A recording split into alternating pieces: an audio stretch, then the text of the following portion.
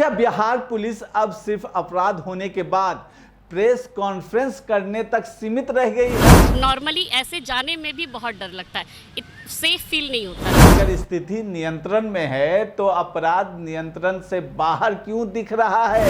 क्या रहेगी सुरक्षा व्यवस्था? नीतीश कुमार को जिताने के लिए वोट दिए थे, नीतीश कुमार क्या किए? सम्राट चौधरी के ऊपर हवाले करके चल दिए। क्या अब पटना में महिलाएं होटल, सड़क, बाजार कहीं भी सुरक्षित नहीं है? मेरी भी एक बेटी है, एग्जाम दिलाने लाए हैं वुमेन्स कॉलेज में। अभी बेटी है तो डर तो लगता ही है माहौल को देखकर। नमस्कार। राजधानी में अपराध बेलगाम। आखिर पटना में अपराधियों के बीच कानून का डर खत्म क्यों नहीं हो रहा है? बिहार की राजधानी पटना, जहां सत्ता बैठती है, जहां से कानून चलता है, जहां हर बड़े अधिकारी का दफ्तर है, अगर वहीं दिन दहाड़े अपराधी कैश वैन लूटने पहुंच जाएं, अगर होटल के कमरे में घुसकर छात्रा से छेड़छाड़ हो जाए, अगर अपराधियों को पुलिस का खौफ ही ना रहे, तो फिर सवाल उठना लाजमी है। क्या बिहार में कानून व्यवस्था सिर्फ कागजों पर बची है? और सबसे बड़ा सवाल, क्या अब अपराधियों के हौसले सरकार से भी बड़े हो चुके हैं?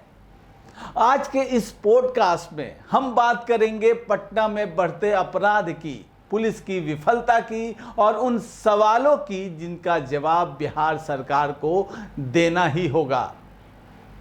एक बार फिर पटना के कदमकुआं में दिन दहाड़े कैश वैन लूट की कोशिश की गई। समय दोपहर करीब 2 बजे के आसपास। जगह पटना का भीड़ भाड़ वाला इलाका कदमकुआं। बैंक के पास कैश वैन खड़ी थी और तभी अपराधी आ जाते हैं, ऑटो से, बाइक से हथियार लेकर, और सीधे कैश बॉक्स छीनने की कोशिश करते हैं। सोचिए, राजधानी का सबसे व्यस्त इलाका, दिन का समय, लोगों की भीड़, फिर भी अपराधियों का दुस्साहस देखिए। लेकिन इस बार कहानी थोड़ी अलग रही। कैश वैन के गार्ड ने हिम्मत दिखाई, उसने बंदूक तानी और बदमाश को सरेंडर करने को कहा। स्थानीय लोगों ने भी बहादुरी दिखाई और एक आरोपी को पकड़ लिया। सवाल यह है कि अगर गार्ड डर जाता तो, अगर भीड़ मदद नहीं करती तो क्या एक और बड़ी लूट हो जाती? और उससे भी बड़ा सवाल, अपराधियों को इतना भरोसा कैसे हो गया कि वो राजधानी के बीचों बीच हथियार लेकर लूट करने निकल पड़े? अब इसी पटना के एक और घटना की बात कर लेते हैं। 27 लाख कैश वैन से लूट लिया जाता है। अब जरा 13 मई की घटना याद कीजिए। गोपालपुर थाना क्षेत्र, मर्चा मर्ची रोड, और यहां अपराधियों ने सिर्फ कोशिश नहीं की बल्कि 27 लाख रुपए लूटकर फरार हो गए। गार्ड और ड्राइवर को पिस्तौल की बट से पीटा गया, खून बहा, आतंक फैला और अपराधी आराम से निकल गए। हां, पुलिस ने बाद में 4 बदमाशों को पकड़ा, 5 लाख रुपए भी बरामद हुए। लेकिन सवाल अहम है, क्या बिहार पुलिस अब सिर्फ अपराध होने के बाद प्रेस कॉन्फ्रेंस करने तक सीमित रह गई है? क्योंकि जनता पूछ रही है, अपराध करने से पहले अपराधियों को पुलिस का खौफ क्यों नहीं है? अब बात सिर्फ लूट तक नहीं रही, महिलाओं की सुरक्षा भी सवालों के घेरे में है। पटना के रूपसपुर थाना क्षेत्र में एक होटल के कमरे में घुसकर छात्रा से छेड़छाड़ की जाती है। बताया जाता है कि आरोपी शराब के नशे में थे। अब यहां 2 सवाल उठते हैं। पहला, अगर बिहार में शराबबंदी लागू है तो शराब आखिर आई कहां से? दूसरा सवाल, होटल में सुरक्षा व्यवस्था थी या नहीं? कोई भी व्यक्ति कमरे तक कैसे पहुंच गया?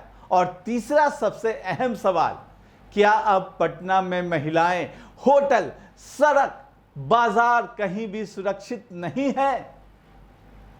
और अब सरकार के दावों पर भी सवाल उठ रहे हैं। देखिए, हर बार अपराध के बाद बयान आता है, अपराधियों को बख्शा नहीं जाएगा, कानून अपना काम करेगा। स्थिति नियंत्रण में है। लेकिन जनता तो पूछ रही है, अगर स्थिति नियंत्रण में है तो अपराध नियंत्रण से बाहर क्यों दिख रहा है? राजधानी पटना में कैश वैन लूट, हत्या, छिनतई, महिलाओं से अपराध, लगातार खबरें सामने आ रही हैं। और सबसे चिंताजनक बात यह है कि अब अपराधी भागने की नहीं, सीधे भिड़ने की मानसिकता लेकर चल रहे हैं। इसका क्या मतलब है? मतलब साफ है, कहीं न कहीं पुलिस का डर खत्म हो रहा है। अब पटना पुलिस से सीधे सवाल, पटना पुलिस बताइए, राजधानी में लगातार कैश वैन क्यों टारगेट हो रही हैं? संवेदनशील इलाकों में पेट्रोलिंग कितनी मजबूत है? खुफिया तंत्र क्या कर रहा है? अपराधियों के पास हथियार कहां से आ रहे हैं? शराबबंदी के बावजूद अपराधी नशे में कैसे घूम रहे हैं? क्या पुलिस सिर्फ वीआईपी ड्यूटी में व्यस्त है? आम जनता की सुरक्षा किसके भरोसे है? क्योंकि सच यही है कि आज आम आदमी खुद को असुरक्षित महसूस कर रहा है। इन सब घटनाओं के बाद जनता का गुस्सा भी दिख रहा है। सोशल मीडिया पर लोग लिख रहे हैं, अगर राजधानी सुरक्षित नहीं तो बिहार कैसे सुरक्षित होगा? और यह सवाल बिल्कुल जायज है, क्योंकि राजधानी किसी भी राज्य का आईना होती है। अगर पटना में अपराधी बेखौफ हैं तो छोटे शहरों और गांवों की स्थिति का अंदाजा लगाया जा सकता है। अब सवाल सिर्फ पुलिस तक सीमित नहीं है, जिम्मेदारी सरकार की भी है। सरकार को बताना चाहिए, क्या कानून व्यवस्था उनकी प्राथमिकता है? क्या पुलिस बल पर्याप्त है? क्या आधुनिक निगरानी तंत्र काम कर रहा है? क्या अपराधियों को राजनीतिक संरक्षण पर कार्रवाई होगी? क्योंकि अब जनता को सिर्फ बयान नहीं चाहिए, नतीजे चाहिए। देखिए, एक लोकतंत्र में जनता टैक्स इसलिए देती है ताकि उसे सुरक्षा मिल सके। लेकिन अगर राजधानी में ही लोग खुद को असुरक्षित महसूस करें, अगर महिलाएं डरें, अगर दिन दहाड़े लूट की कोशिशें हों, तो फिर सवाल उठेंगे ही। और ये सवाल विपक्ष नहीं, जनता पूछ रही है। क्या बिहार में कानून का राज है, या अपराधियों का मनोबल सरकार से भी ऊपर हो चुका है? आखिर कब तक हर घटना के बाद सिर्फ गिरफ्तारी और प्रेस रिलीज का खेल चलता रहेगा? जनता जवाब चाहती है और जवाब देना होगा, सरकार को भी और पटना पुलिस को भी। आने वाले दिनों में देखिए अभी और क्या होता है। हम तो उम्मीद यही करेंगे कि राज्य में कानून का राज हो, ना कि अपराधियों का बोलबाला। लेकिन जब तक अपराध होते रहेंगे, NBC 24 न्यूज़ आवाज उठाता रहेगा, पुलिस की लापरवाही उजागर करता रहेगा। क्योंकि आए दिन जो घटनाएं हुई हैं, खासकर पटना में बीते कुछ दिनों में जो एक के बाद एक घटना सामने आई है, चाहे वो कैश वैन से लूट हो, चाहे महिलाओं से छेड़छाड़ हो, ये सवालिया निशान लगाता है। सवाल ये नहीं है कि अपराध के बाद पुलिस तत्पर हुई और अपराधियों को की गिरफ्तारी भी हुई, कई मामलों में जो पुलिस को सफलता भी मिली, लेकिन अपराधियों में वो साहस, दुस्साहस कहां से आ रहा है?